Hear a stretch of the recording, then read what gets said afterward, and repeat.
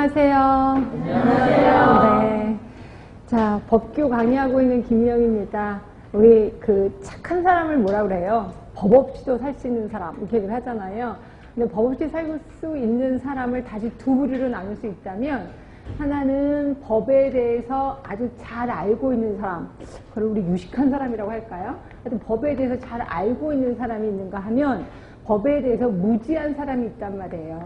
근데 법에 대해서 잘 알고 있는 사람은 어떤 게 범법행위고 어떤 게 합법화된 행위인지를 알아. 그러다 보니까 그러니까 범법행위를 안 하게 되는 거죠. 그러니까 영원히 착하게 살 수가 있어요.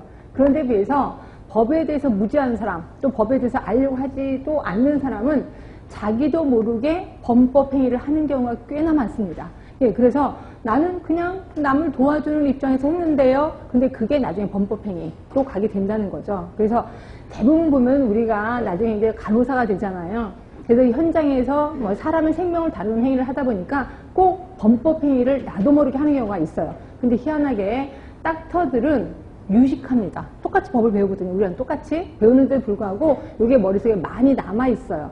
이러다 보니까 그 행위를, 이렇게 범법행위를 살짝 피해서 살아남아요. 그런데 우리가 꼭 애전에게 처음 주는 건 우리 간호사들. 왜? 법에 대해서 무지하니까. 그래서 그것 때문에 아주 속상해 죽겠습니다. 이게 뻔히 눈이 보여요. 이게 범법행위라는 걸. 근데 본인은 몰랐었대요. 근데 몰랐었다고 해서 법정인 곳에서 저 몰랐는데요 라고 해서 죄를 감해주진 않잖아요. 그래서 꼭 우리가 독박을 쓰게 되는 게 우리 간호사들. 근데 이런 거를 모르고 대부분 현장에 계시는 교수님들은 아 이거 법규 이거 골치 아프다. 그래서 어떤 교수님은 많이 나오는 문제만 딱 보고 아예 법규 과목을 없애버리는 학교도 있어요. 그러고 나서 기출문제 딱 보고 이것만 외워 라고 해서 간신히 국가고시만 통과하는 그런 학교도 한 군데 있습니다. 어느 학교라고 얘기는 하지 못하겠는데 근데 그 학생들은 떨어진 적이 없어요. 그래서 이제 법은 붙긴 붙어요. 붙긴 붙는데 이제 생활하면서 법을 모르니까 혼자 당한다 이렇게 생각하시면 돼요. 그래서 저는 법은 우리가 간호사 생활을 하려면 이건 죽을 때까지 좀 알아야 된다라는 생각을 하는데요. 이거를 시험을 앞두고 시험에 대해서 대비하는 그런 식의 단기적인 수업보다는 장기적인 수업이 좀 나을 것 같아요. 장기적인. 그래서 오늘부터 여러분들은 핸드폰 다 있으시잖아요. 핸드폰에 앱을 하나 까시는데요. 앱이 법제처라는 앱이 있어요. 법제처.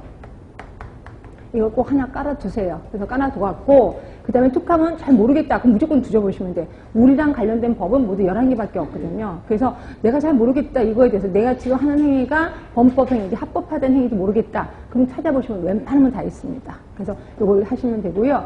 만약 이도 저래도 모르겠다. 그러면 나중에 저한테 핸드폰으로 연락 주셔도 괜찮습니다. 그럼 제가 법에 대해서는 대응하도록 힘을 좀 기르도록 하겠습니다. 하여튼 그렇고요. 자, 우리 법을 공부하기 전에 기본적인 게 이제 몇 개 좀 알아야 될 사항이 있어서 그 중에 하나가 모든 법은요, 3개가 한 세트로 되어 있는 건 아실 거예요. 그래서 법이 있고요.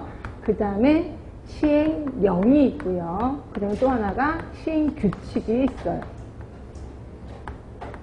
자, 법은 말 그대로 법인 거고요. 시행령은 다른 말로 대통령령이라고 얘기하는 거예요. 그러니까 대통령이 명령 내리는 거예요. 이걸 우리 시행령이라고 하는 거고요.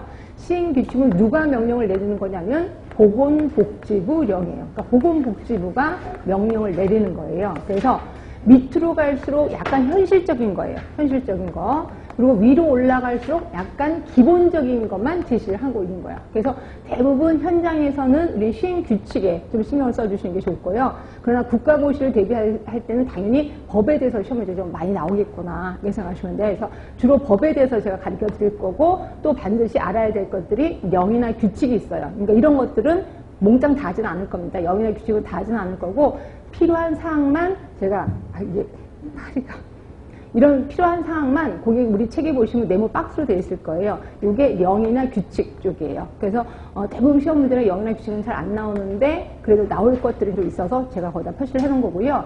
근데 나중에 현장에 가시면 령이나 규칙을 좀 알고 계시는 게 좋습니다. 그래서 이거 신경 쓰시고요.